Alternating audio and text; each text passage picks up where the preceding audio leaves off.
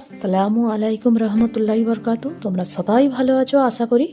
আজ আমি তোমাদেরকে একটা নতুন রেসিপি দেব, যে মুগ ডালের কোপ্তা। আমরা মুগ ডাল দিয়ে অনেক কিছু খাই, ডাল বানিয়ে খাই অনেক কিছু, কিন্তু আমরা জানি না যে মুগ ডাল দিয়ে ভালো একটা কোপ্তা বানানো যায়, যেটা গোশের কাছেও ফেল।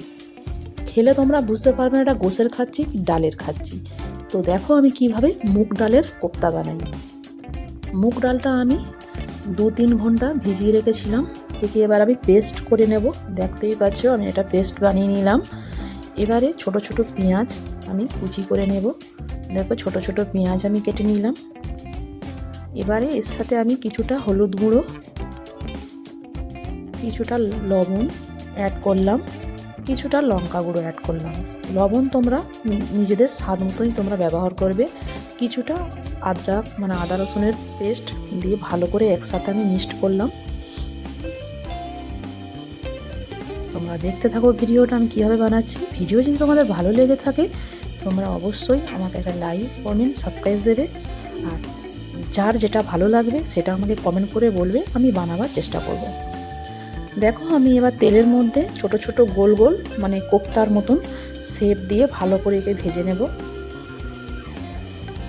দেখো তোমরা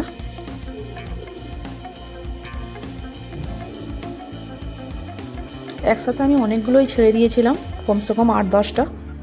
দেখো এপিট ওপিট করে আমি লাল লাল করে একে ভেজে নেব।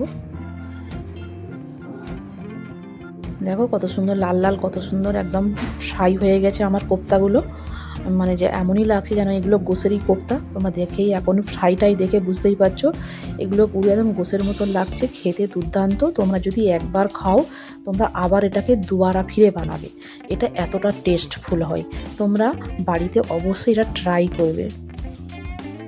তোমরা ভাত রুটি যার সাথে ভালো লাগবে তার সাথে খেতে পারো। দেখো আমি তেলের মধ্যে পেঁয়াজ নিয়েছি একটা, তার মধ্যে কিছুটা আদা রসুন পেস্ট আমি করেছি, তার মধ্যে ফিরে আমি পেঁয়াজ, আমি 2টো পেঁয়াজ বড় বড় পেস্ট করে রেখেছিলাম। হালকা করে তেলে একটু নেড়ে চেড়ে নেবে, কারণ একটা কাঁচা পেঁয়াজের একটা গন্ধ হয়, সেই স্মেলটা যাতে চলে যায় সেই গন্ধ করে তোমরা নিয়ে নেবে। এবার এটা আমি টমেটো পেস্ট, একটা টমেটোর পেস্ট আমি বানিয়ে রেখেছিলাম। টমেটোটা দিলে কি হবে, একটু টক টক মতন ভালো লাগে, তো সেই জন্য টমেটোর পেস্টটা দিলাম আরও গ্রেভিটা ভালো হওয়ার জন্য। এবার তোমরা মশলাটা দেখে নাও, লবণ, ধনে গুঁড়ো, হলুদ গুঁড়ো, লঙ্কা গুঁড়ো এর সাথে আমি দিয়ে দিলাম। এটাকে ভালো করে একটু মাখা মাখা করে তোমরা নেড়ে নেবে। দেখতেই পাচ্ছ আমার গ্রেভিটা কত সুন্দর বেরিয়েছে। তোমরা এরকম গাঢ় মতন একটা গ্রেভি বানাবে।